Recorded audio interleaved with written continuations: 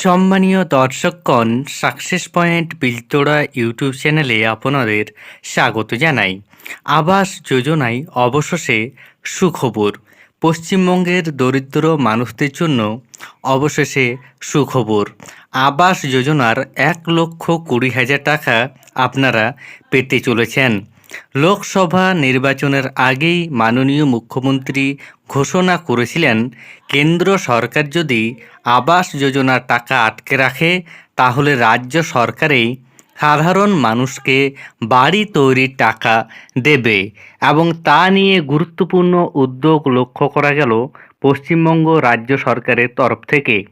আপনারা কবে টাকা পেতে পারেন বা কী আপডেট রয়েছে, সমস্ত তথ্য জানার জন্য ভিডিওটি স্কিপ না করে শেষ পর্যন্ত দেখুন, এবং চ্যানেলে নতুন হয়ে থাকলে ছোট্ট চ্যানেলটি সাবস্ক্রাইব করে নোটিফিকেশন অল করে রাখতে ভুলবেন না। এবং যেসব ব্যক্তি ইতিমধ্যেই সাবস্ক্রাইব করে রেখেছেন তাদের জানাই আন্তরিক ধন্যবাদ। আবাস যোজনার যে আপডেট সেই নিয়ে প্রতিবেদনে কি বলা হয়েছে আপনারা দেখুন। বলা হচ্ছে, লোকসভা ভোট মিটে যেতে আবাস যোজনা নিয়ে সক্রিয় হচ্ছে নবান্ন। সব ঠিকঠাক চললে আগামী জুলাই মাস থেকে আবাস যোজনার প্রকল্প কার্যকর করতে সমীক্ষার কাজ শুরু হতে পারে।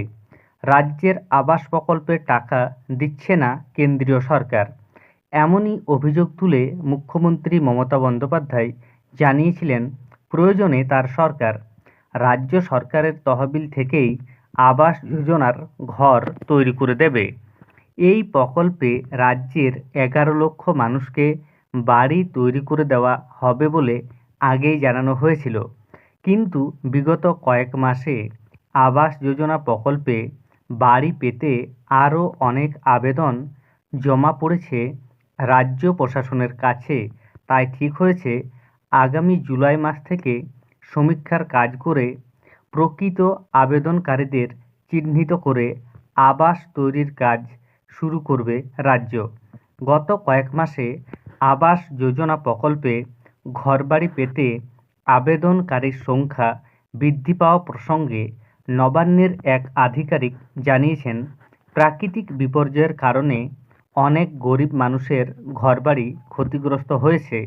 ফলে যারা আশ্রয়হীন হয়েছেন তারাই আবাস প্রকল্পে ঘর পেতে আবেদন জানিয়েছেন।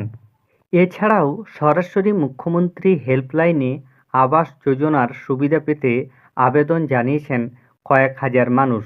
সব বিষয়কে একত্রিত করে সমীক্ষার কাজ শুরু হবে।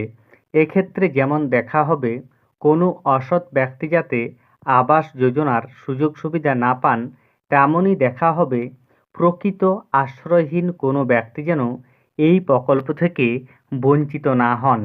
নবান্ন সূত্রে খবর, এই সমীক্ষার কাজে ব্লকের বিডিও থেকে শুরু করে মহকুমা শাসকদের সরেজমিনে পরিস্থিতি খতিয়ে দেখতে নিচুতলায় যেতে হবে বলে ইতিমধ্যেই নির্দেশ দেওয়া হয়েছে।